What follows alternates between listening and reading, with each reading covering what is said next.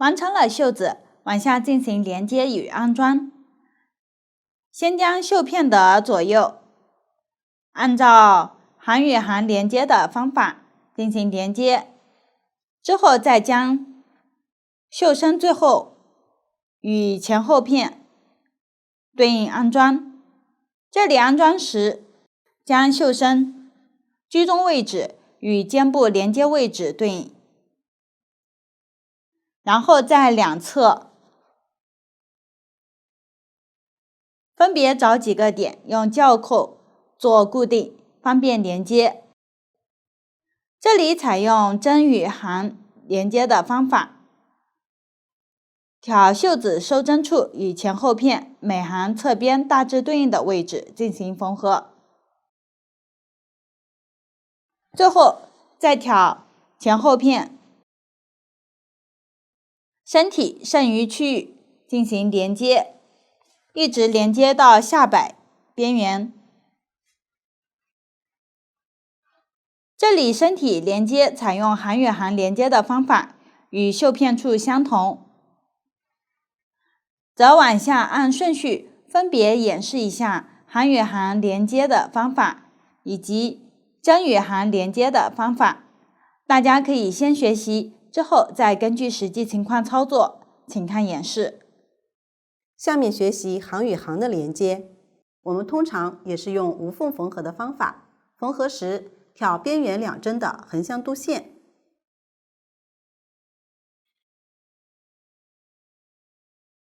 我们可以先来认识一下织片，首先找到边缘第一针。边缘第一针通常会有4种情况，第一种是滑针，也就是顺着纹理挑下不织，形成大辫子。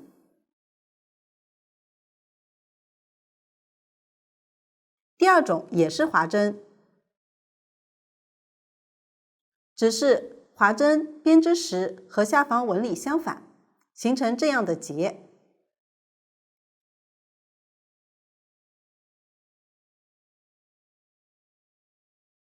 第三种是每行都织，通常正面织下针，反面织上针，形成这样的小辫子。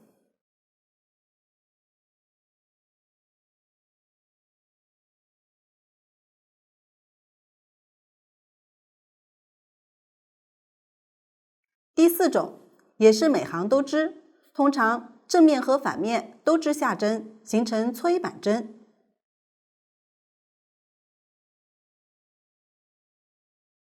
第一针左侧就是第二针，例如这个织片，从这一面看，第二针是下针纹理；从另一面看，第二针就是上针纹理。无论第二针是下针纹理还是上针纹理，可以发现线圈都是正向的。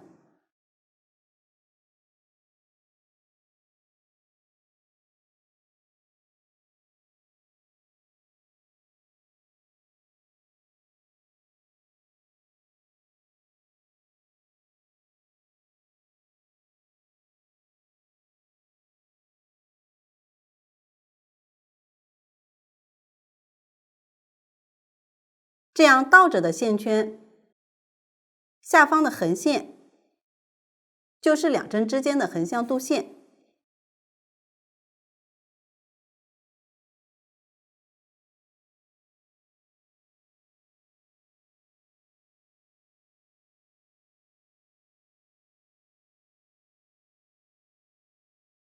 这一面也是一样，这个就是倒着的线圈，这一根就是两针之间的横向度线。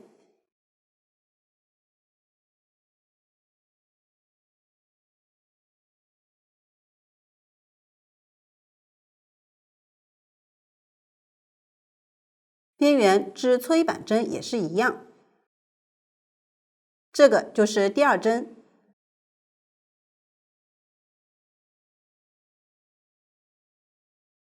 这一列就是第二针，正向线圈。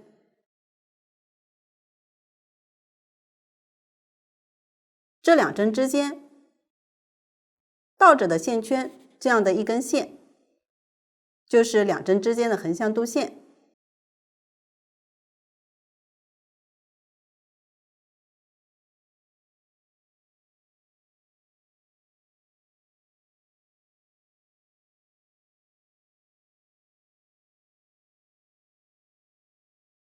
边缘是划针，同样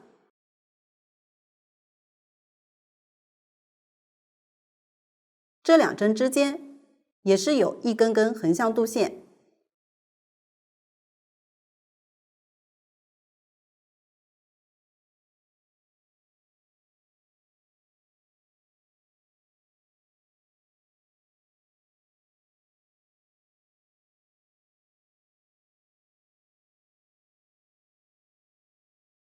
无论哪种，一根度线大致对应一行。缝合前，大家可以先将线头在反面藏几针，并打结固定。这里我就不藏了。无缝缝合就是每次交替在这两个织片上，挑边缘两针的横向度线，进行缝合。每次挑1到2根，注意，如果两个织片行数相同，就可以一一对应缝合，也就是每次挑的度线数量都相同。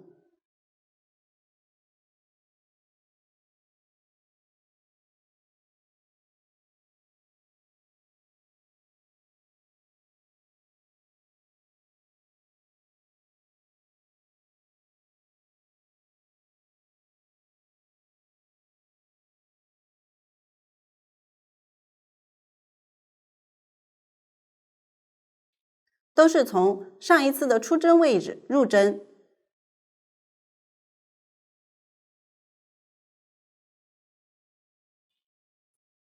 来挑横向度线。这里我每次挑1根。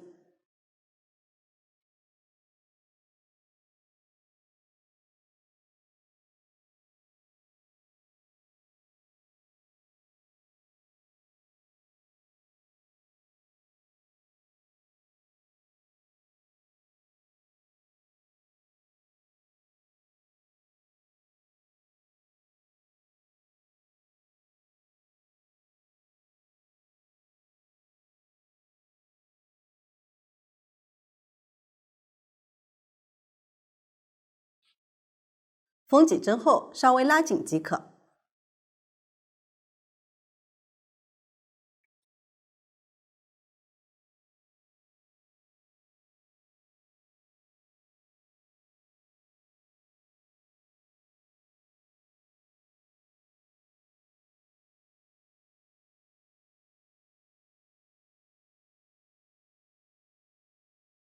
如果两个织片行数不同，但要将织片均匀地缝合在一起，可以在行数较多的一侧适当多挑，例如整体上每次都是挑1根线，行数较多的一侧可以在适当位置挑2根线。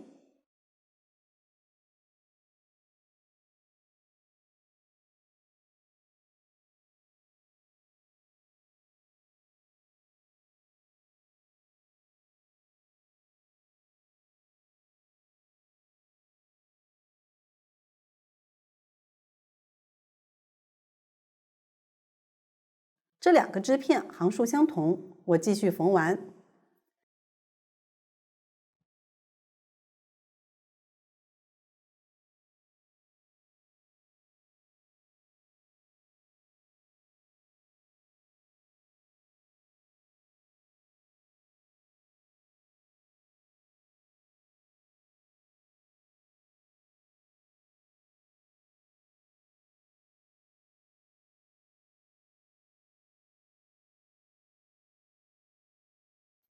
这个就是行与行无缝缝合的方法。如果针是收针状态，需要与行缝合。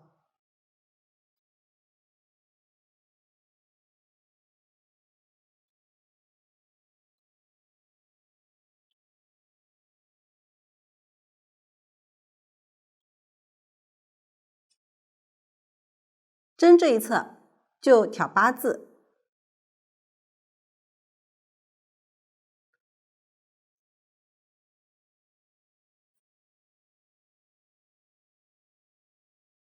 行这一侧就挑横向度线。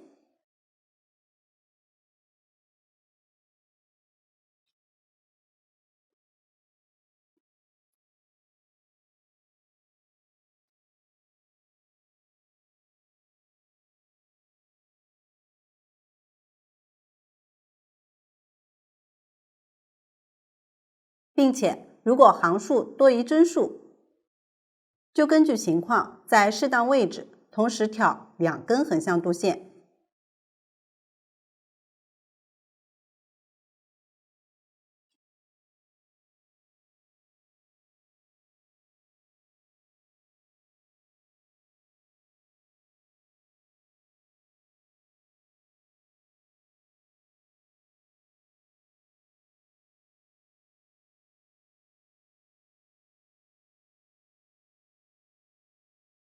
如果不需要缝出来辫子效果，就将线拉紧即可。此时连接就讲解完了。接下来讲解衣领，这里有2种形式，一种是双层领，一种是高领，编织方法都一样，只是最后处理方式不同。开始先沿着前后片领窝挑针，然后绕圈编织。这里是编织双螺纹花样。往下我提供一个领口挑针的方法供大家参考，大家可以先学习，然后再根据实际情况进行编织。请看演示。先挑织第一圈，我用这个小样演示。我们从后片开始挑针，可以发现后片一般分为3段，2个侧边以及中间部分。挑之前可以先根据图纸上的要求，将后片总的挑针数分配到这3段。通常中间都是一一对应挑针，剩下的针数均匀分到2个侧边即可。例如，我总共要在这个后片挑21针，中间一一对应挑11针，这11针通常就是中间浮针收针的针数，剩下的在2个侧边分别均匀挑5针即可。挑针的这一圈全部织下针，对于这样的侧边，就是挑边缘的几根线，注意要大致均匀。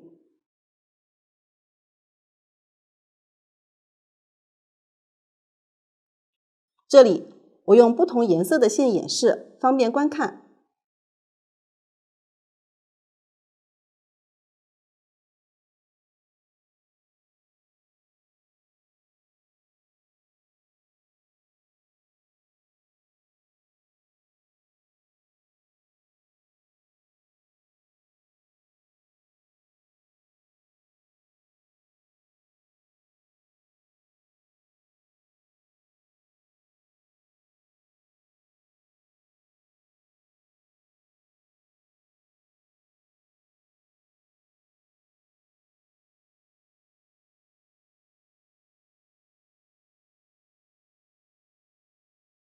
侧边挑好后，中间一一对应挑11针。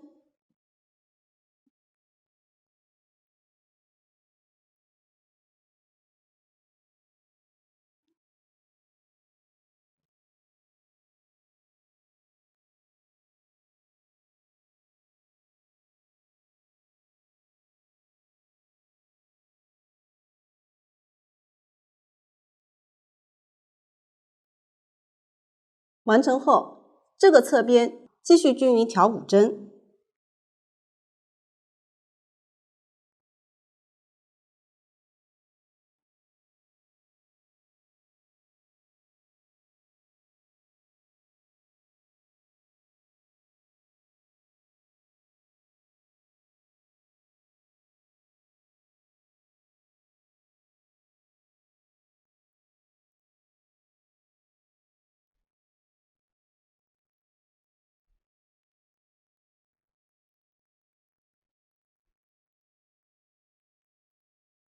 完成后，到了前片位置，将前片总的挑针数同样分配到这3段。例如，我总共要在这个前片挑39针，中间这里我收了7针，因此两边各挑16针，大致均匀分配即可。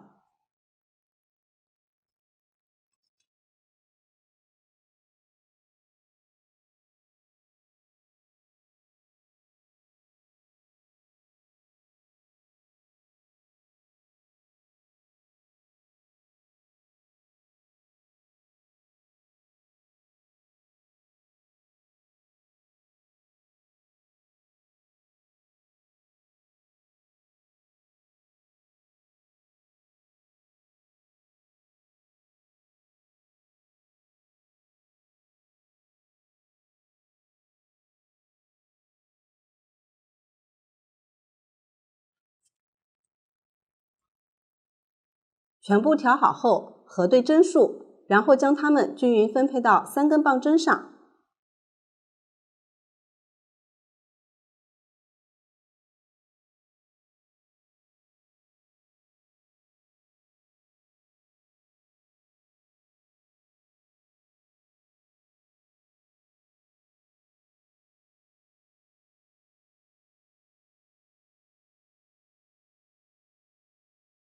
这样，第一圈挑针就讲完了。挑针完成后，继续编织对应圈数。这里双层领需要将最后一圈的线圈与起始位置进行缝合，高领需要进行收针。我先讲解一下双层领的缝合。这里织完后，为了方便操作，可以将线圈修针，然后将织物往里对折，找到挑针的位置，往下挑线圈和挑针位置大概对应的位置，缝合即可。缝合方法没有要求，只要缝完平整美观就可以。注意缝合痕迹不要漏到正面来。同时，为了缝得匀称，大家可以找几个点用胶扣做固定，再缝合。注意这里缝合的时候要松一些。方法简单，大家将其完成即可。下面讲解高领结尾的收针，采用冰岛收针的方法，边织边收。往下演示一下冰岛收针的方法，大家可以先学习，之后再根据实际情况进行编织。请看演示。我用这个小织片演示一下冰岛收针法。这种方法通常比较适合搓衣板针的收针。首先织一个下针，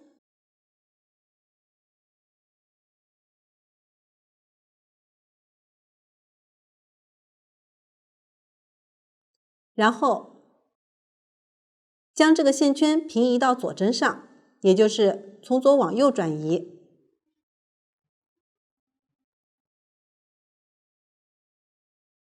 接着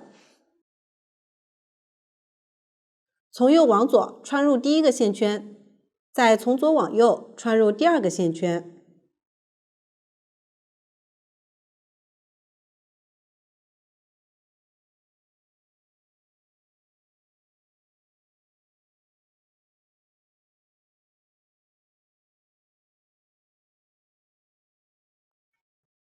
织一个下针，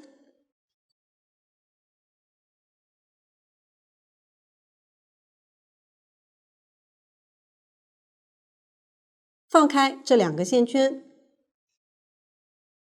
这样就收掉了一针。继续将右针的线圈平移到左针上，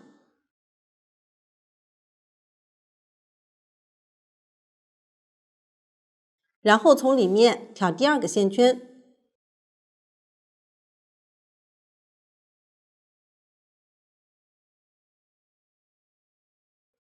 织下针，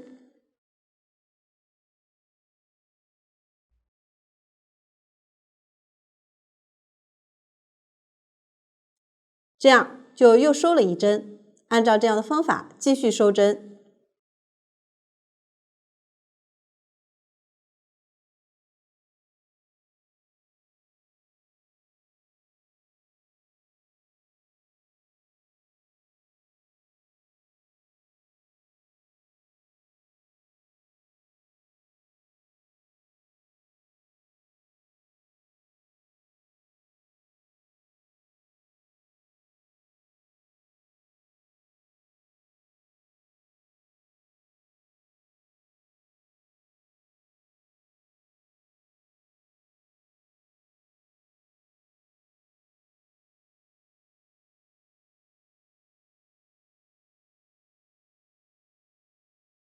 最后剩下一个线圈，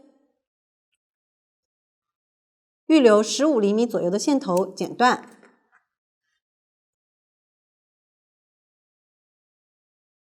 稍微拉紧，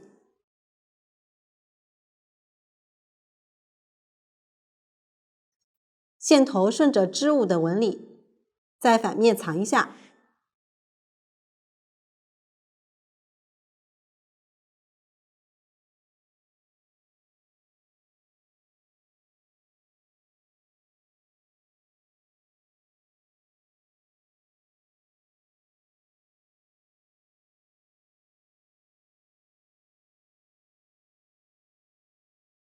然后用线头将首尾缝几针连起来，确保没有明显的凹口。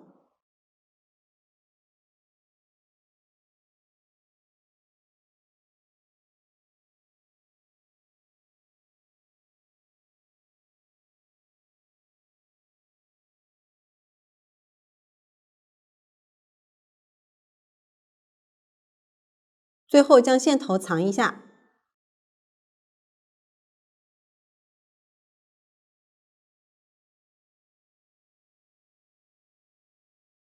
大家也可以将整个线头藏完。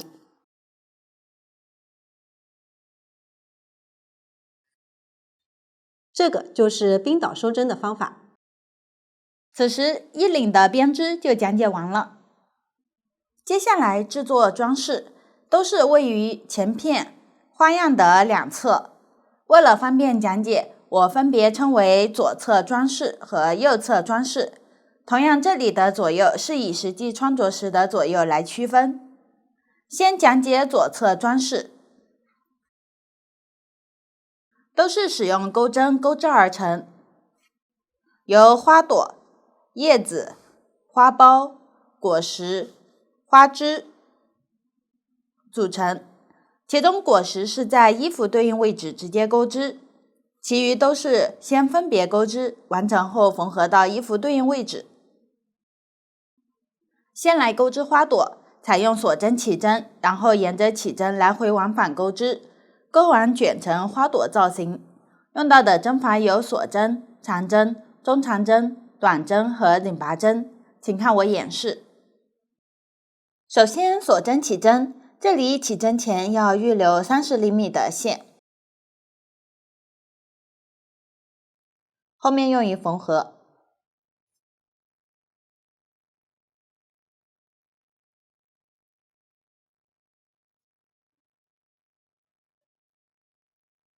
然后钩织对应数量的锁针，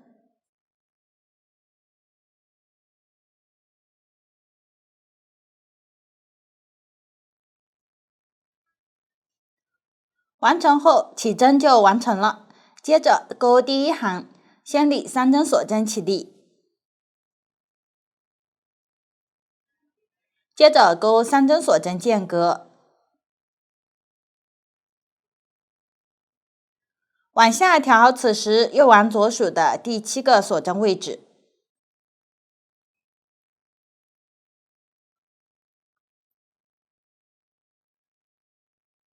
调锁针辫子的上方一根线，钩一针长针，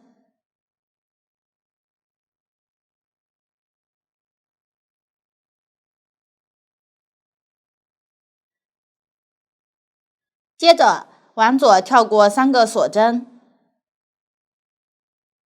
调下一个锁针的辫子上方一根线，钩一针长针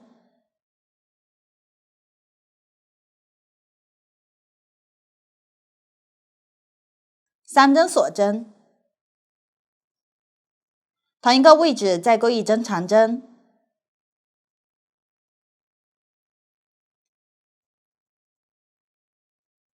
我将这2针长针和之间的锁针看作一组镂空花样，往下继续跳过3针锁针，调下一个锁针位置钩织镂空花样。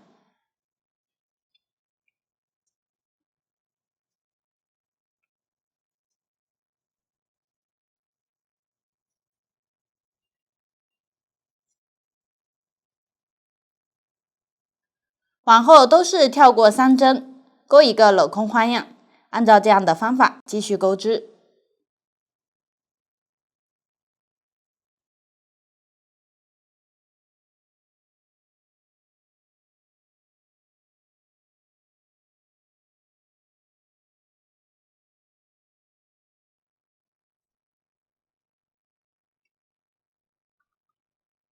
最后一个镂空正好钩在边缘的锁针上。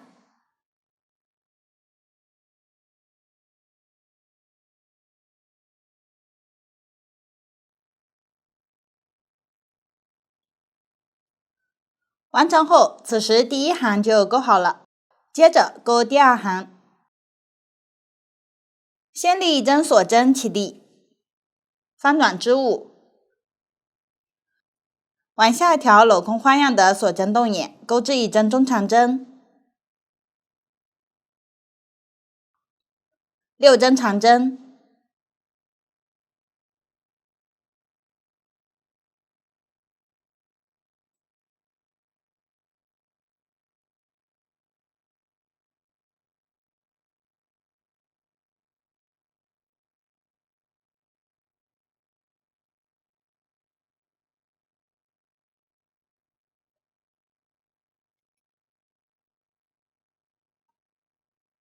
再钩一针中长针。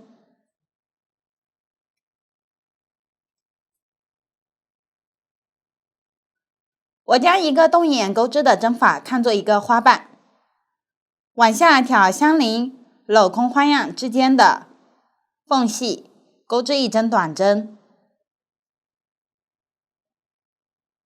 后面继续调镂空花样的锁针洞眼，钩织一个花瓣，也就是一针中长针，6针长针，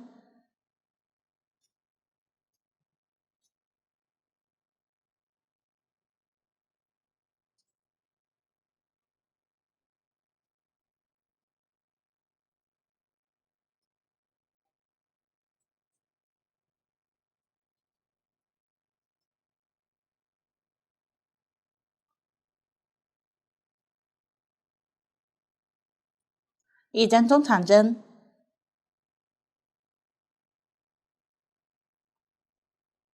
完成花瓣。后面挑下方花样之间钩一针短针，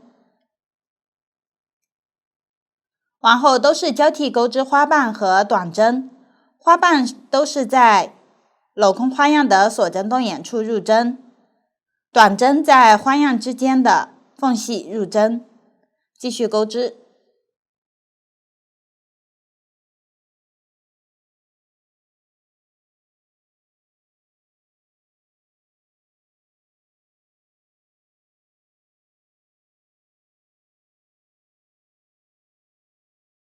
钩完最后一个花瓣，在同一个锁针洞眼处钩一针引拔针固定。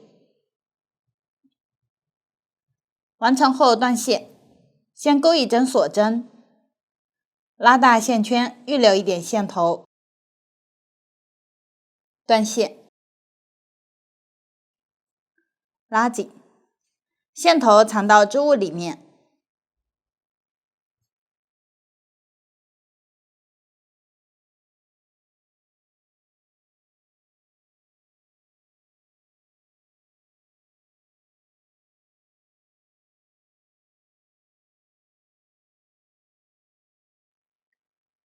大家可以多藏几针，这样花朵就钩织好了。往下将其卷成花朵造型，然后使用起针预留的线进行固定。这里将第二行针法纹理整齐的一面朝向自己，然后从没有线头的这一端往里卷，最里圈差不多是2个花瓣。之后沿着外围剪花瓣，最终形成4层花瓣即可。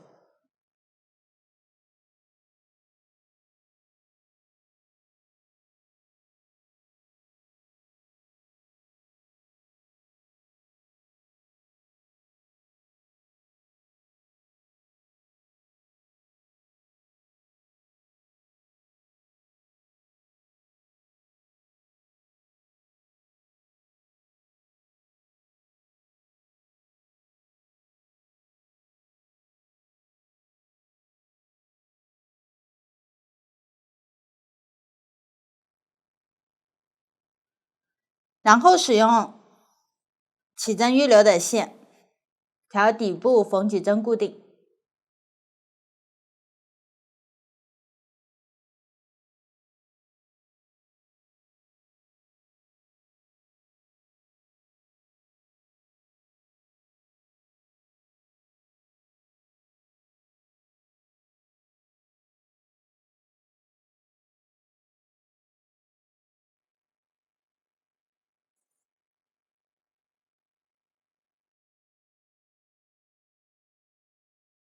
只要花朵不会松散即可。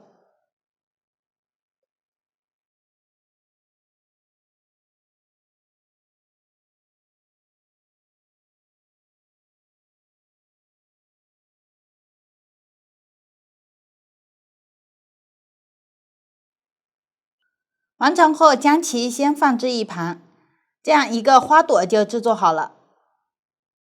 下面讲解叶子，采用锁针起针，然后沿着起针来回往返，呈 U 字形钩织。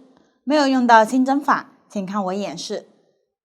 首先锁针起针，钩织对应数量的锁针。这里起针前不需要预留长线头，同时这里我已经起好了。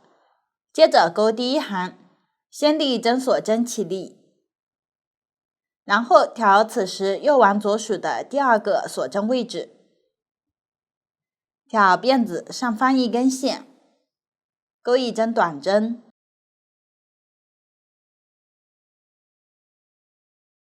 后面分别挑锁针的上方一根线，一一对应钩短针。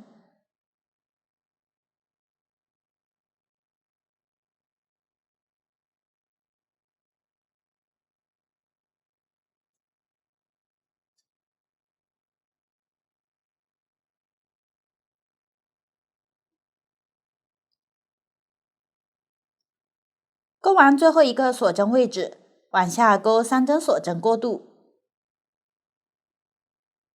后面调起针的另一侧钩织，也就是这一侧针法的入针位置，从边缘锁针开始，调起针剩余一侧，一对应钩短针，起针的线头放在钩针上方，边钩边缠进去。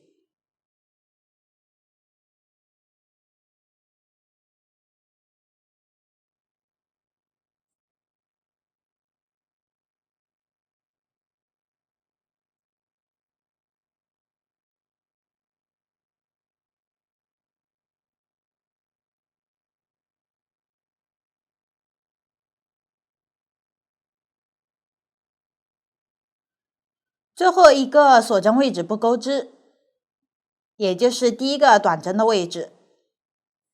此时第一行就完成了，往下钩第二行，先立一针锁针起立，翻转，往下挑上一行短针的针目，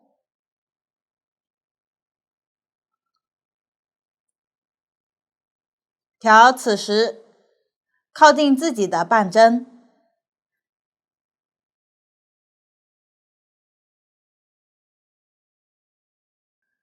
这里针目的2根线，靠近自己的为前半针，另一根为后半针，挑前半针，一对应钩短针，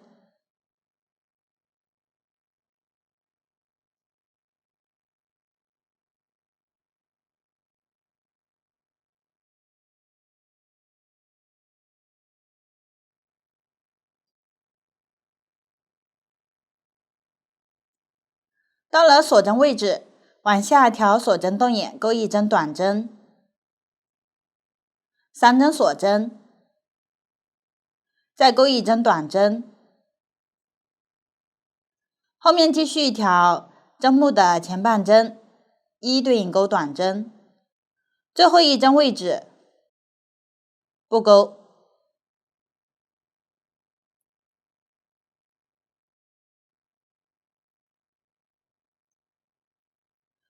钩完对应位置，此时第2行完成，后面钩第3行，先立一针锁针起立，翻转，然后调此时针目的后半针，一对应钩短针，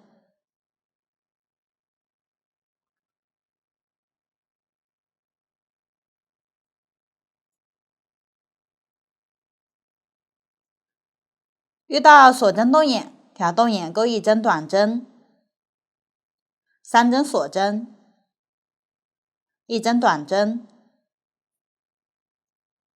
后面继续调针目后半针，一对应钩短针，最后一针剩余不钩。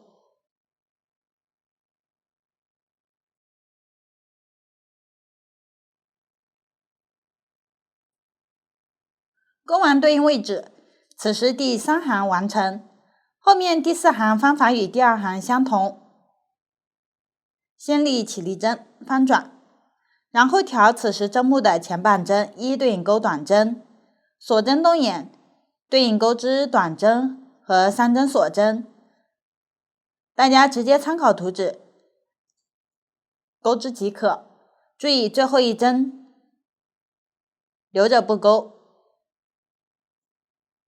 完成后预留30厘米断线。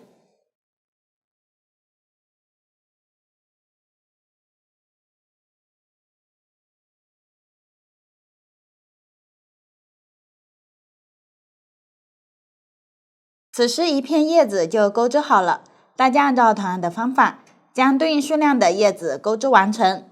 注意每个叶子最后都要留长线头断线。完成后将其先放置一旁，起针多出来的线头直接剪掉即可。此时叶子的钩织就讲解完了。下面讲解花苞，采用锁针起针，然后沿着起针钩织一行短针。方法与叶子第1行相似，最后钩完预留30厘米的线头断线即可。大家参考图纸将其完成。完成后卷成花苞造型，先将起针的线头藏到背面，然后从没有线头的这一端往里卷，这里只要织物卷好、紧密、平整美观即可。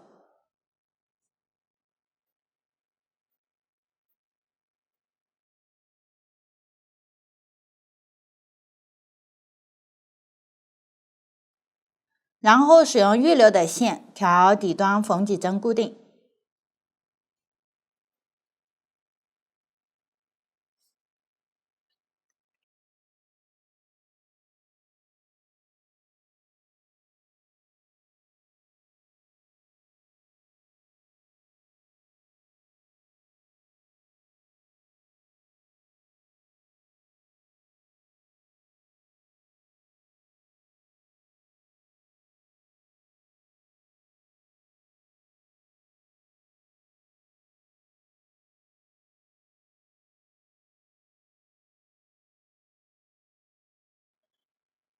完成后先放置一旁，这样花苞就讲解完了。下面钩织果实，这里直接在衣服对应位置钩织，都是钩织长针5针的枣形针，形成这样一个个的果实。这里果实位于腋下这个区域居中的位置，略微往外倾斜。这里位置和造型也可以根据喜好调整。可以先用水削笔画出钩织区域，是一个三角形状，横向差不多6厘米，纵向差不多5厘米。这里使用水削笔时，如果有画错的位置，可以用湿纸巾擦拭掉。往下我演示一下钩织方法。这里我用这个小样做演示，主要演示钩织方法，位置不做参考。实际钩织时，将衣领的一侧朝向自己，下摆的一侧朝上，然后找到对应区域，在右下角的位置开始挑大致对应的一根线入针，进行接线。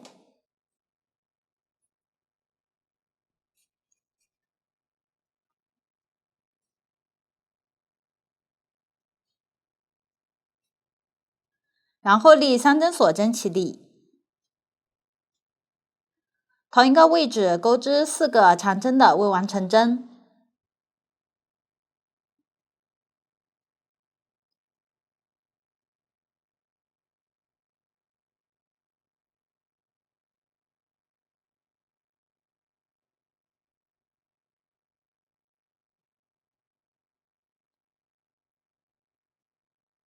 最后绕线，依次穿过钩针上的线圈，织物向前凸起，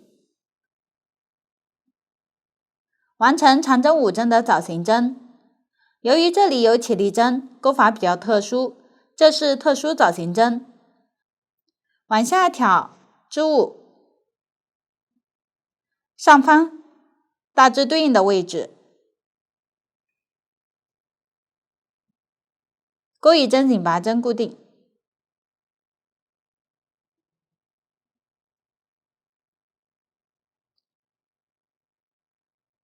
接着往左挑下方大致对应的位置，挑一根线，钩织5个长针的未完成针。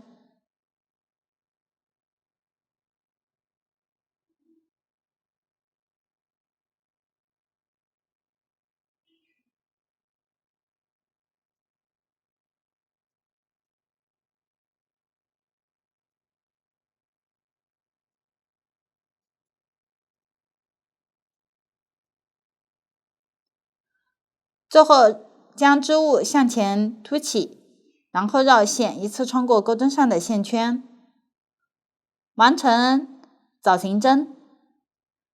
这是正常的枣形针。然后挑上方大致对应的位置，钩一针紧拔针过渡。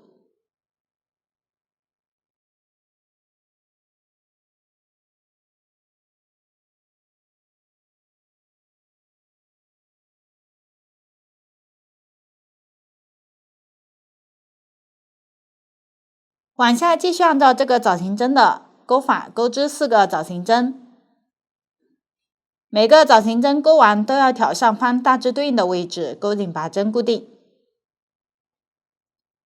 这里枣形针位置均匀分布，果实整体位于这个区域的居中，如果位置不合适，可以根据情况重新调整。继续往下钩。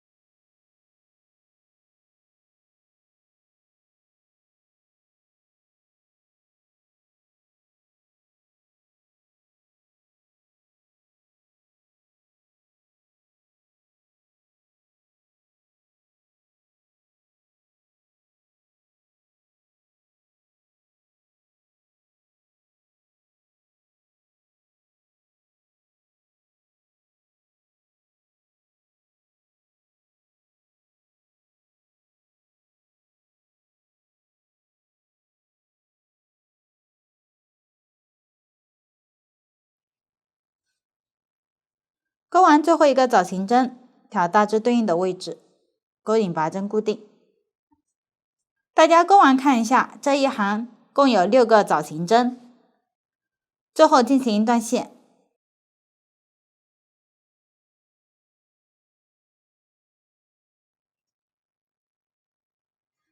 线头可在下一行钩织中藏进去，也可以穿到衣服里面，藏到织物里。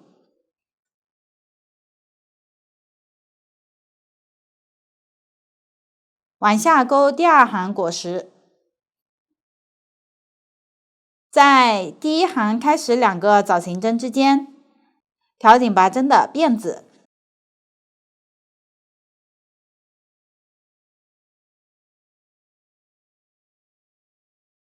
和下方大致对应的横线进行接线。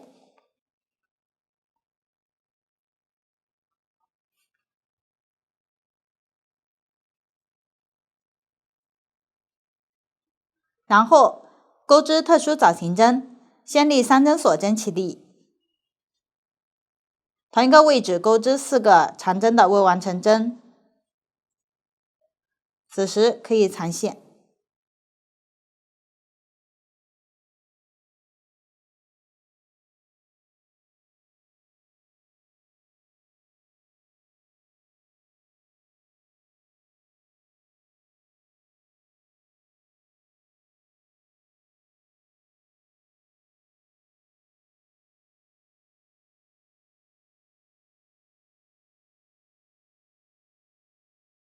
最后绕线一次穿过钩针上的线圈，然后挑上方大致对应的位置，钩拧拔针固定。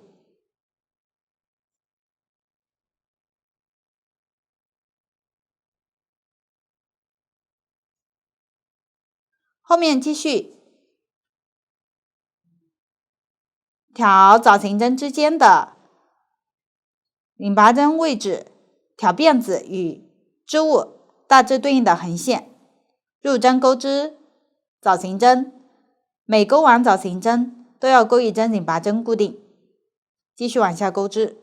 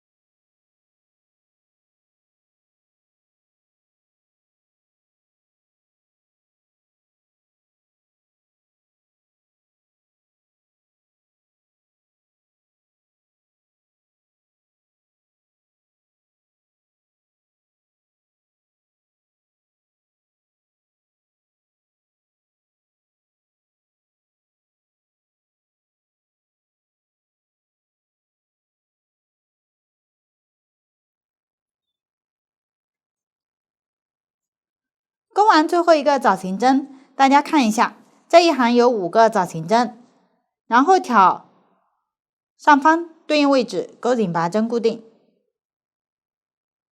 最后断线。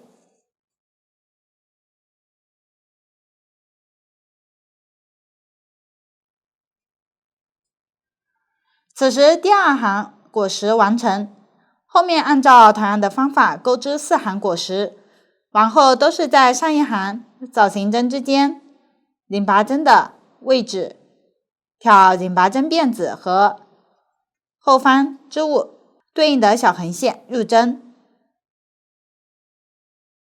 每行开始都是钩织特殊藻形针，之后正常钩织，并且往后每增加一行，藻形针数量就少1个，最后一行时只有1个特殊的藻形针。每行结尾钩完拧拔针后都要断线，线头藏到织物里面或者衣服背面即可。大家将其完成。此时果实的钩织就讲解完了。下面讲解花枝，有长花枝和短花枝2种，分别钩织完成后进行安装。这里短花枝方法与花苞相同，只是针数不同，大家直接对照图纸钩织即可。注意钩完预留10厘米的线头用于缝合。接着讲解长花枝，采用挂线钩锁针的方法进行钩织，先钩织到图纸标注的长度，完成后不断线，然后缝合安装，之后再根据情况处理结尾。这里大家可以先学习钩织的方法，之后再动手操作。请看演示。下面演示挂线钩织锁针的方法。前方留出所需细绳长度3倍左右的线头，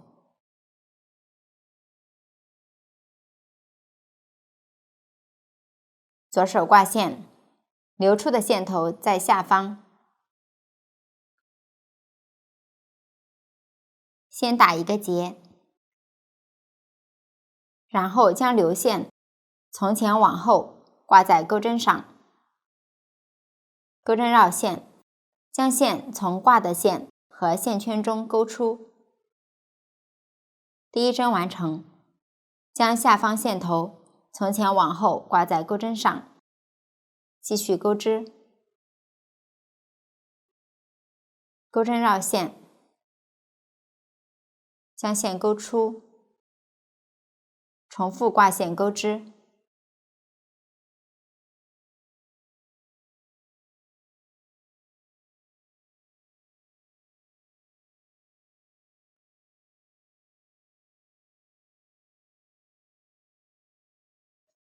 到达需要的长度后，留线断线。如果需要缝合，线头留长一点。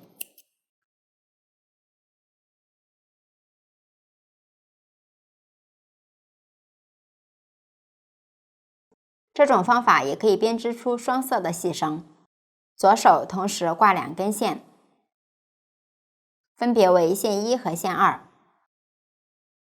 钩针逆时针绕一圈，然后钩针绕左手挂线中的其中一根勾出，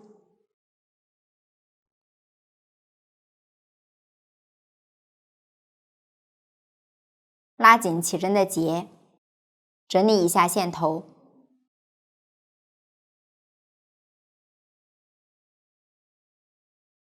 左手挂线1，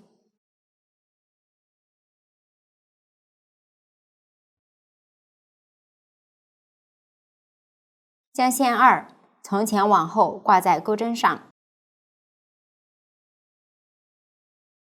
开始钩锁针。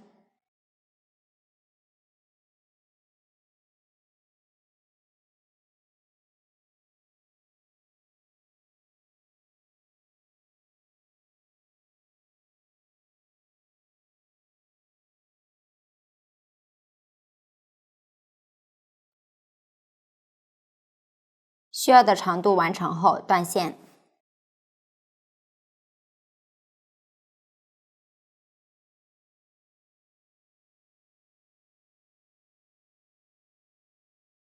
这就是双色细绳的钩织方法。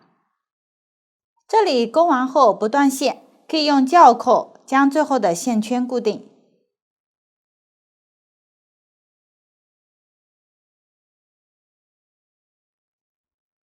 防止脱针，然后先放置一旁。接下来讲解缝合，先缝合长花枝，这里参考成品进行摆放，注意花枝有辫子纹理的一面朝上，这里上方差不多在领口往下一点的位置，袖子中间这个区域的居中，然后使用一根同色线挑起始位置缝几针固定，缝合方法没有要求，牢固即可。之后呈 S 形摆放，可以先找几个点，用铰扣进行固定。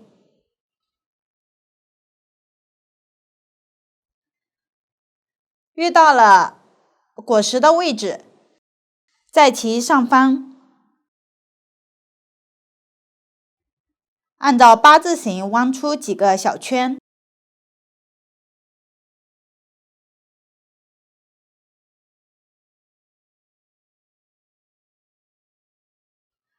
之后继续呈 S 形摆放。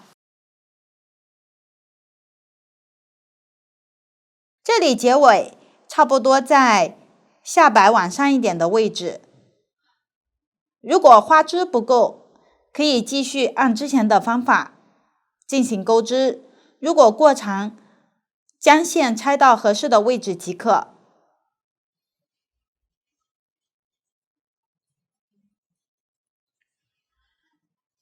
最后时，将钩针上的线圈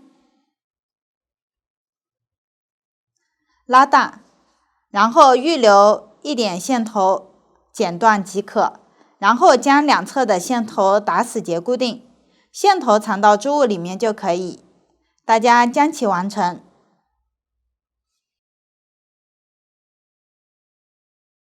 之后继续使用同色线挑织条的背面，与织物对应位置进行缝合。同样方法没有要求牢固就可以，大家将其完成。缝完长织条，往下依次安装其余装饰。这里花朵安装在长织条的起始位置，也就最上方。挑花朵的底部，与织物缝几针固定即可。接着在花朵周围安装3片叶子，这里叶子比较圆润的一侧朝里，然后挑叶子边缘的针目洞眼对应缝合。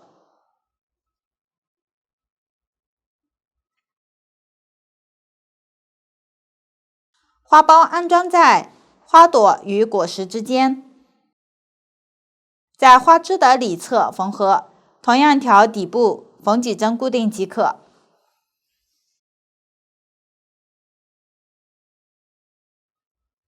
短枝条安装在果实尖端，使用之前预留的线挑果实底部的位置缝几针即可。后面在长枝条果实旁边突出的位置均匀安装4片叶子即可。同样，叶子圆润的一侧与枝条对应。这里所有缝合的方法没有要求，同时位置及形状可根据喜好自行调整。缝完后只要牢固美观即可，大家将其完成。此时左侧装饰部分就讲解完了。接下来讲解右侧装饰，由口袋、小球、花枝、花苞、花朵和叶子组成。其中口袋需要编织和钩织，小球需要用钩针钩织，其余部位使用缝针绣制而成。先来制作口袋，首先长尾起针，之后编织大平针花样，也就是正面织下针，反面织上针，一直织完对应行数，之后进行浮针收针，最后使用钩针挑收针的一侧，浮针收针时的辫子纹理入针，钩织一行短针，在织片的正面钩织，从右往左进行。针法前面都有演示过，大家直接参考图纸将其完成。钩完后预留约1米的线头用于缝合。制作完成后往下进行安装，将口袋上针纹理的这一面朝外，然后放于腋下身体这个区域，相对居中的位置，可以用铰扣找几个点先固定，看一下位置是否合适。位置合适后，使用预留的线挑这3个边，大致对应缝合。方法没有要求，牢固即可。缝到上方时，将织物上方往下翻一部分，然后挑短针针目与口袋织片大致对应缝合，注意不要缝到衣服上。同样缝合方法没有要求，大家将其完成即可。此时口袋就讲解完了。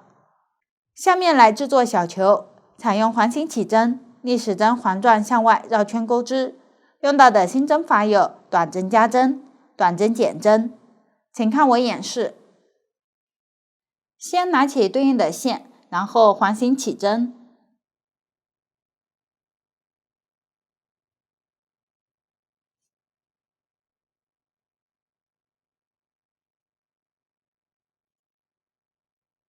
接着立一针锁针起立，然后调起针中心，钩织6针短针。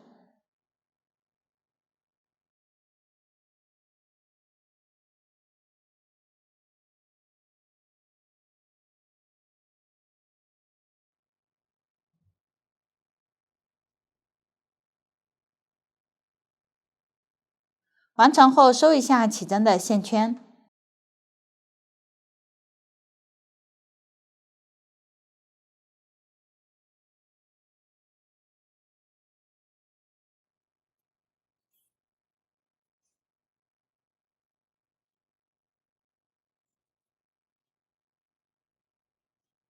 最后在第一个短针位置引拔，如果找不准位置，可以从后往前数针目。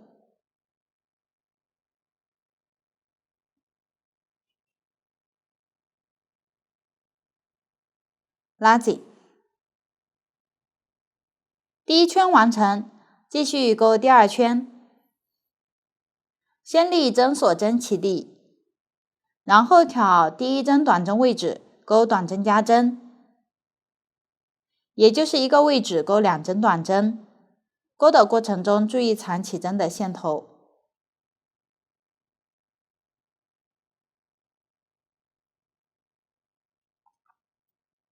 完成后继续挑针目，分别钩织短针加针。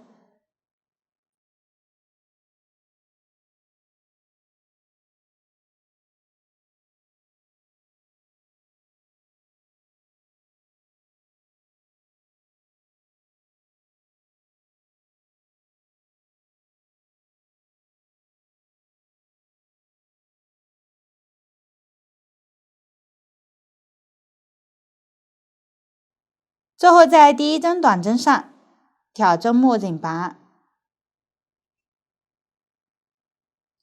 拉紧。第二圈完成，接下来钩第3圈，立针锁针起立，然后挑上一圈的针目，一一对应钩短针。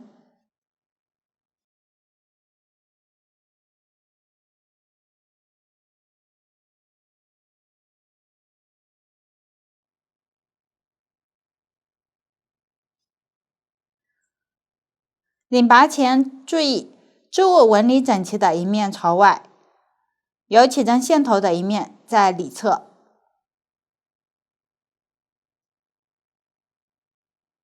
然后挑第一针引拔，拉紧。第3圈完成，往后的第4到5圈方法与第3圈相同，都是一一对应钩短针。每一圈起始都要立针锁针起立，结尾需要挑第一针位置钩引拔针连接并拉紧。大家将其完成。完成后需要碗里塞入一点填充物，这里使用废线进行填充。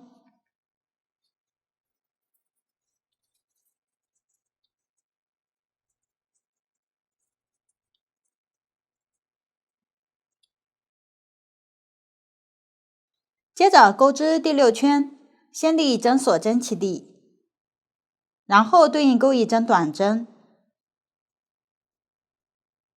往下钩织短针减针，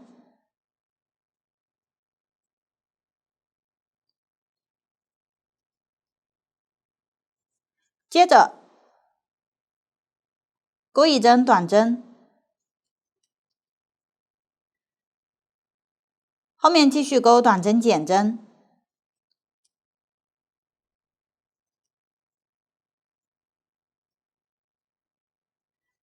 往后按照一针短针一针短针减针交替钩织。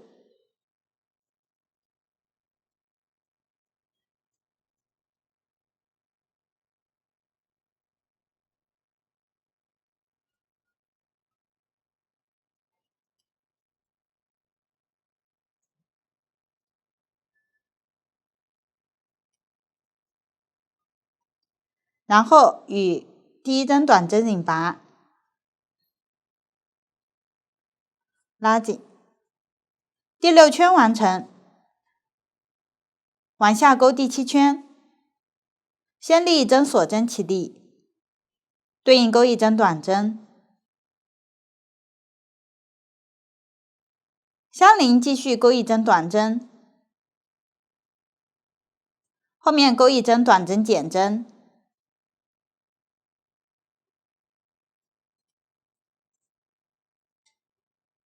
往下钩2针短针，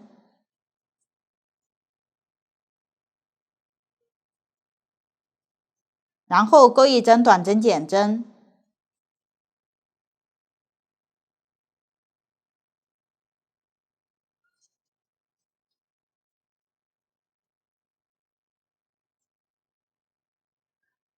最后在第一针上紧拔，拉紧，往下预留15厘米的线断线。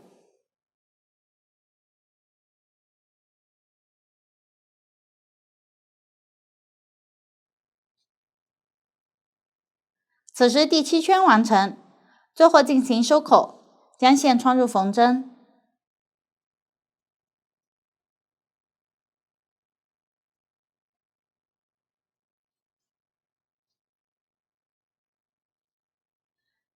往下挑最后一圈，针目靠前的半针，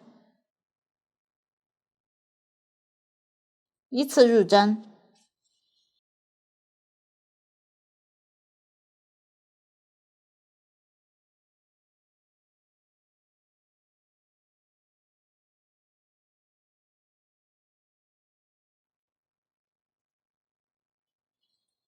最后拉紧线，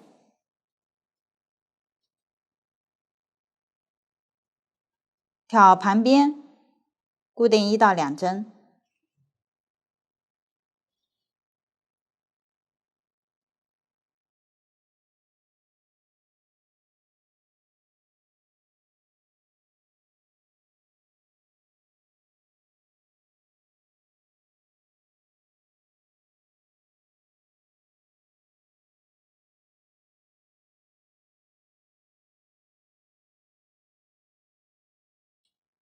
这样收口就完成了。最后将小球安装到口袋织物外方的这个位置居中，挑收口的一侧，缝几针固定即可。方法没有要求，牢固就可以。大家将其完成。此时小球的制作就讲解完了。下面讲解花枝，需要用线绣制而成。开始先参考成品，用水削笔画出花枝的轮廓。之后使用轮廓绣的方法进行绣制。这里取线时使用对应线材，取约1米长度，建议不要过长。然后将线拆骨，从中抽取2股，可以一股一股抽。之后使用2股线进行绣制。往下我提供一个轮廓绣的方法供大家参考，大家也可以根据喜好选择绣制的方法。请看演示。首先用水削笔画出图案，这里我已经画好了。如果想要重新绘制，可以用湿纸巾轻轻擦拭掉。接着用轮廓绣的方法，沿着线条绣制，将缝针穿上线，将线的一端打结，这里我已经准备好了。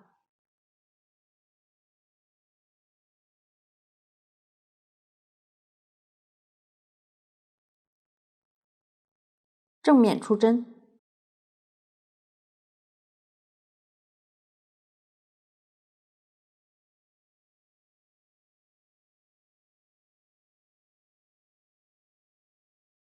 沿着线迹间隔一小段距离入针，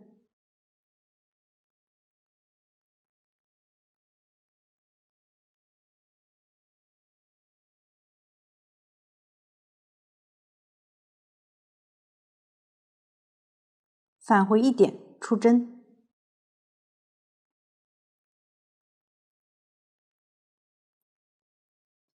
继续间隔一小段入针，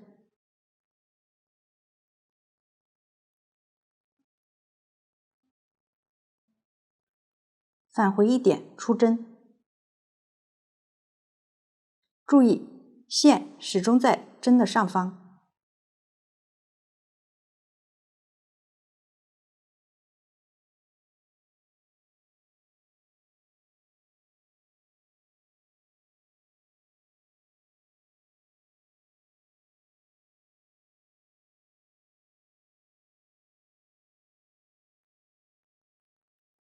这个就是轮廓绣的方法。继续将剩余的痕迹绣完。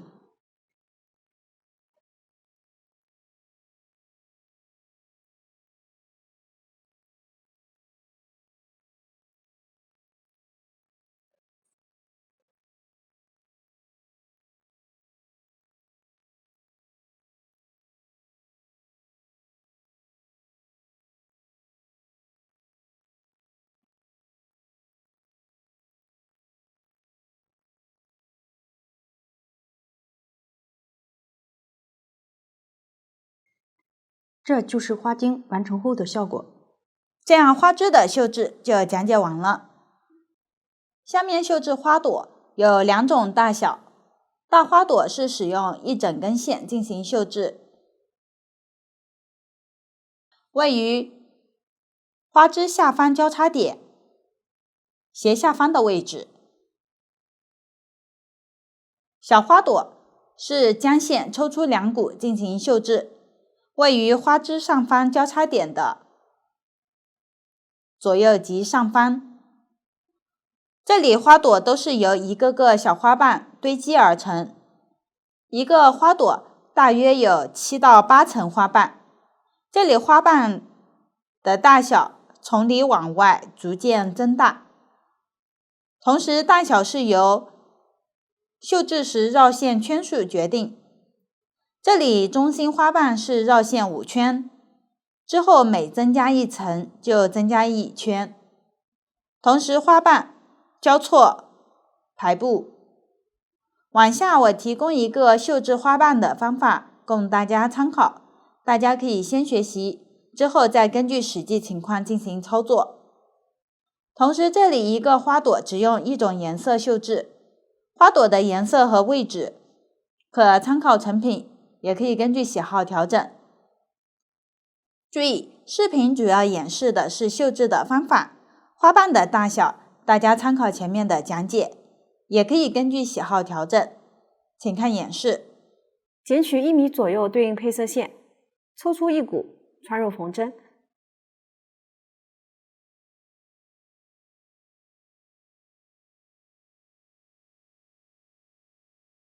注意，绣制时每次取线不要超过1米，太长不方便绣制，太短则需要频繁接线。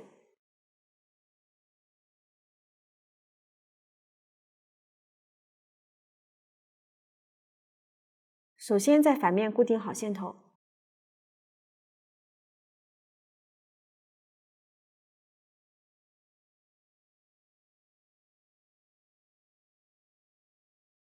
然后在对应位置穿出。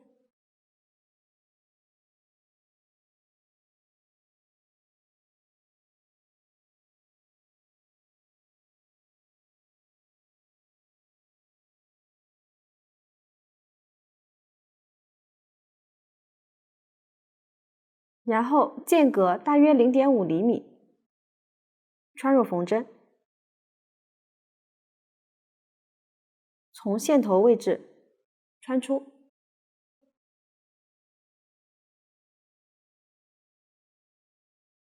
缝针留在这个位置，然后将右手食指放在线头上方，顺时针绕一个圈。将这个线圈套在缝针上，稍微拉紧，这样就套了1圈。按照这样的方法再套5圈，使缝针上的线圈整齐排列。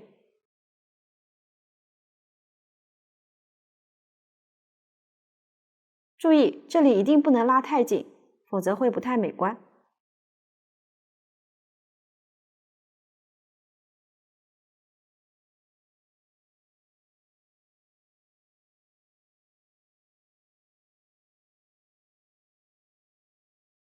接着拉出缝针，拉的时候按住线圈位置。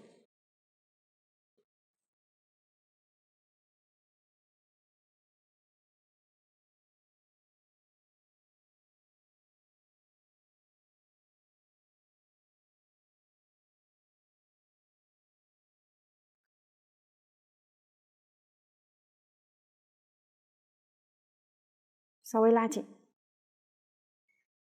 接着从刚才出针的位置穿入缝针，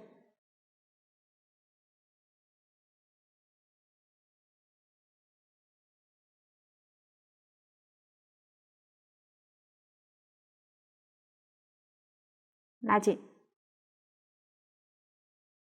这样一半花心就完成了。注意花心的位置需要缝得紧凑一些，花心一共有3个花瓣，继续绣第2瓣。先从第1瓣花心前方大致中间位置穿出，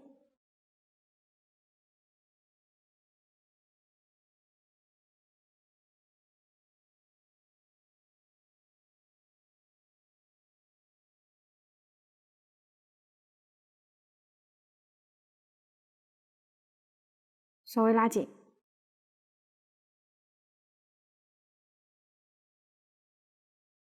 然后线头逆时针旋转，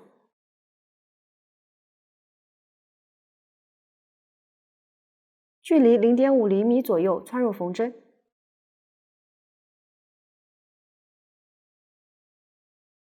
线头位置穿出，接着在缝针上套7圈，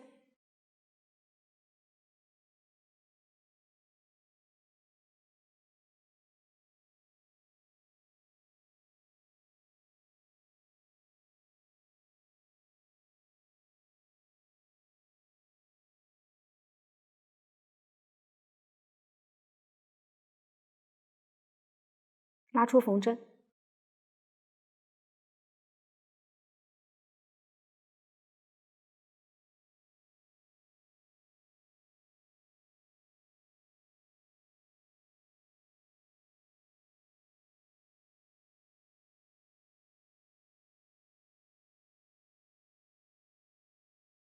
稍微拉紧，从刚才出针的位置穿入缝针，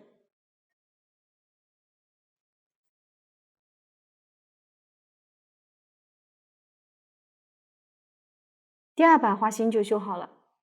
继续从第2瓣花心前方大致中心位置穿出，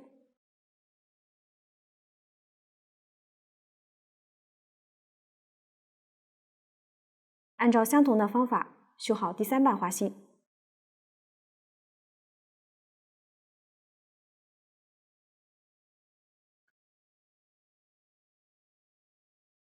同样，这里绕7圈。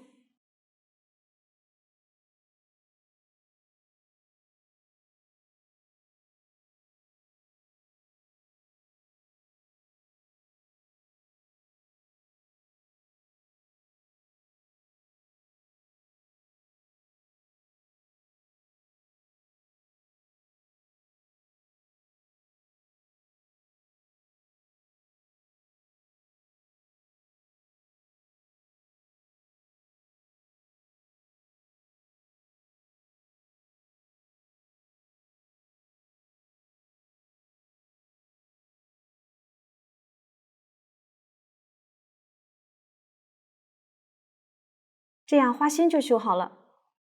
接下来绣花瓣，第1圈一共有5个花瓣，我们需要大致平均分配。先从第3瓣花心，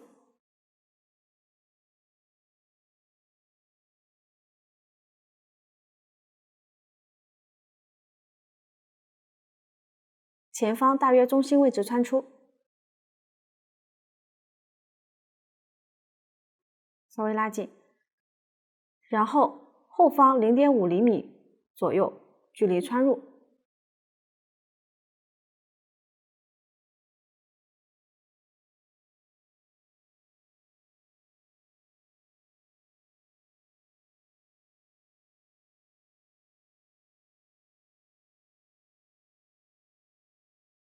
线头位置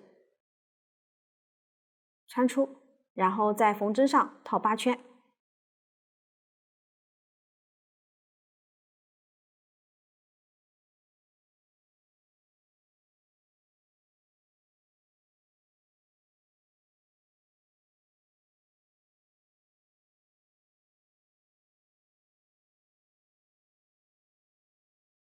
拉出缝针，注意拉出的时候一定要捏住线圈。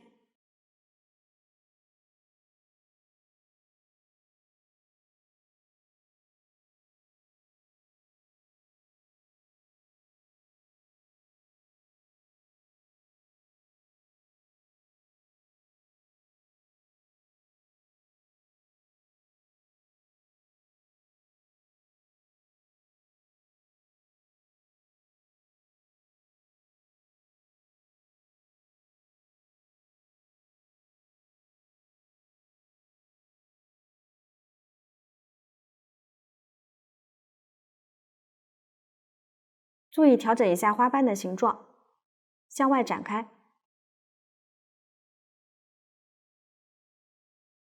从刚才出针位置穿入。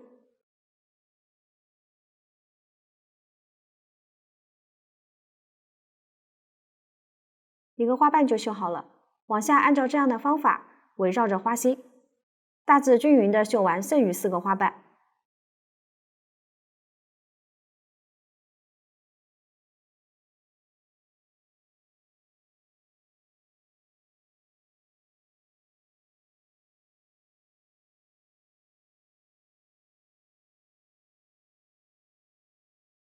每一个花瓣都是绕8圈。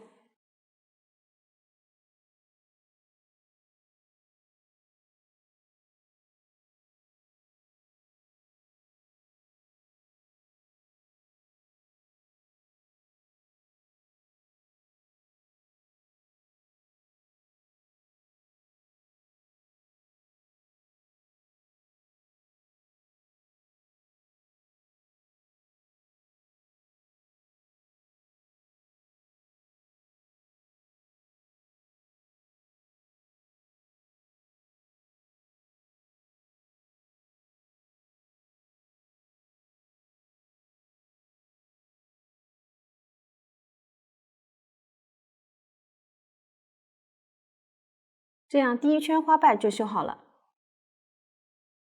往下需要换色绣，这里在织片反面缝2针固定。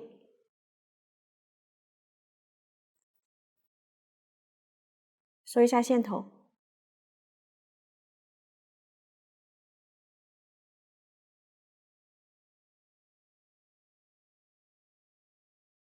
剪断多余部分。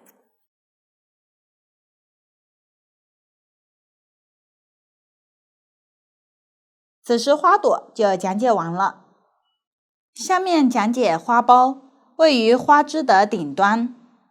这里有2种形态，一种是用绣花朵花瓣的方法，绣出4个花瓣。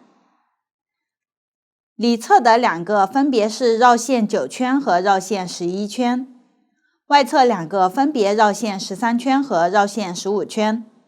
这里大小也可以根据喜好调整。绣制方法前面都有演示过，我就不详细讲解了。往下讲解另一种形态的花苞，这里使用乱针绣的方法，绣出花苞的形状。往下我演示一下乱针绣的方法。这里我用小样做演示，位置和颜色随意，具体大家参考成品或者图纸说明。可以先用水削笔画出花苞大小和形状，我这里已经画好了。往下拿起对应的颜色，取约1米，然后抽取2股。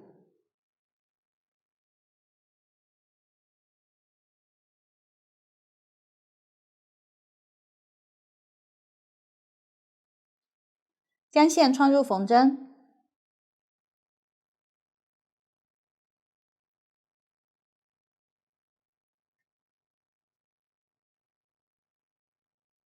然后先在背面固定一下线。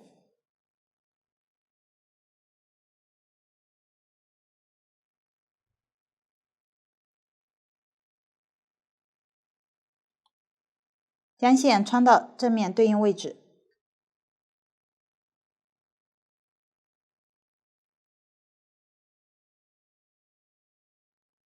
然后在这个轮廓里绣制小线段，线段位置及长度随意，只要交错分布并且密集一些，同时绣出层次感。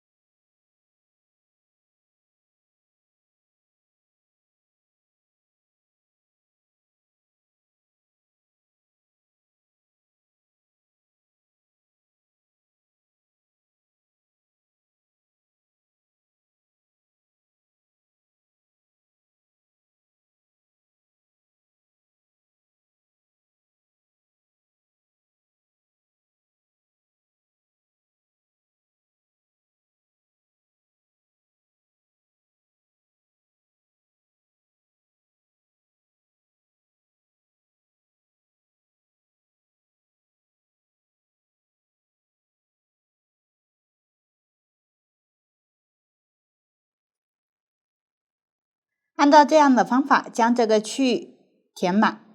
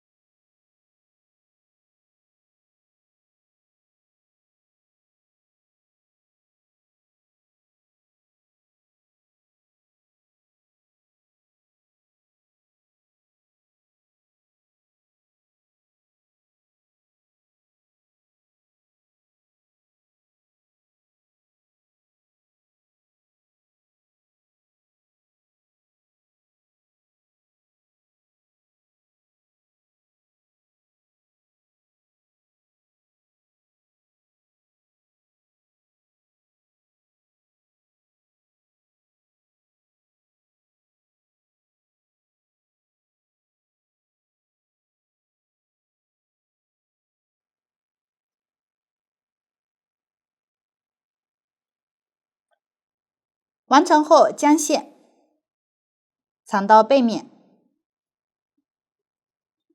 与相邻位置打几个结。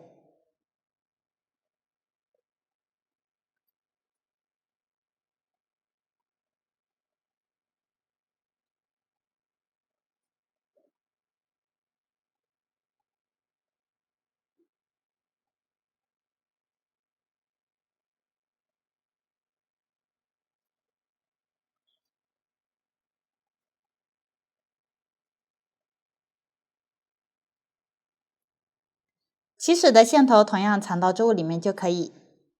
这样一个花苞就绣制好了。这里花苞的位置和形态都可以根据喜好调整。此时花苞的绣制就讲解完了。最后绣制叶子，在花枝和花朵周围进行绣制，位置大家可以参考成品。往下讲解一下叶子绣制的方法。这里大叶子约 1.5 到2厘米长，部分位置叶子较小。这里叶子的大小和形态可参考成品效果，也可以根据喜好调整。绣制方法都一样。这种叶子下方的线段，使用轮廓绣的方法绣制即可。往下大家可以先学习叶子的绣制方法，之后再根据实际情况操作。这里叶子可以先用水削笔画出位置，方便绣制。下面请看演示。先用水削笔画出一根1.5到2厘米的线，这里我已经画好了。沿着线条绣制，在线的顶点出针。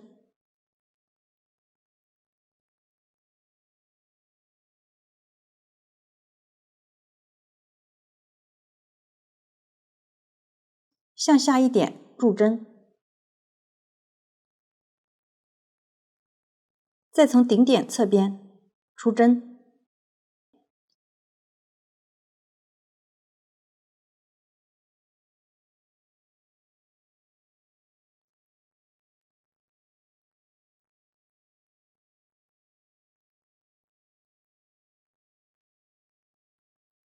再向下一点入针。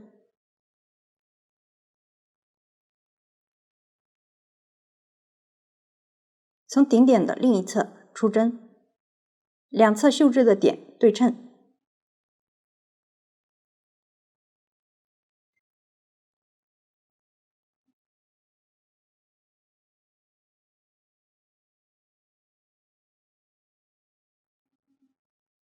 按照这样的方法，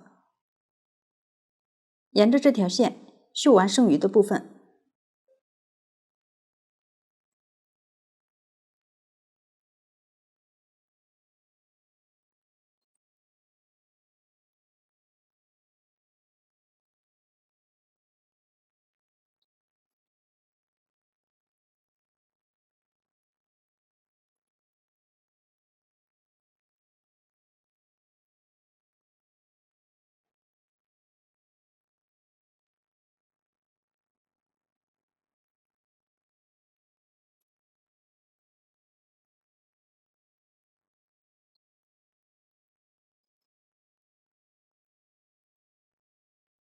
完成后，藏一下线头。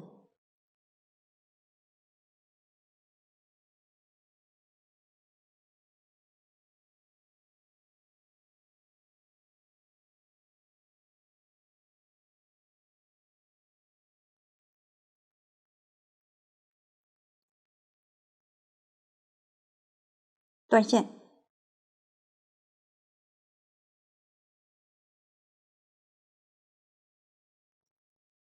此时叶子的绣制就讲解完了，这样右侧装饰部分就全部讲解完了。到这里，整件衣服的制作全部讲解完了。如果大家在编织过程中还有不清楚的地方，可以与我们的客服联系，苏苏姐家一针一线，享受生活乐趣。感谢大家的观看，我们下集再见。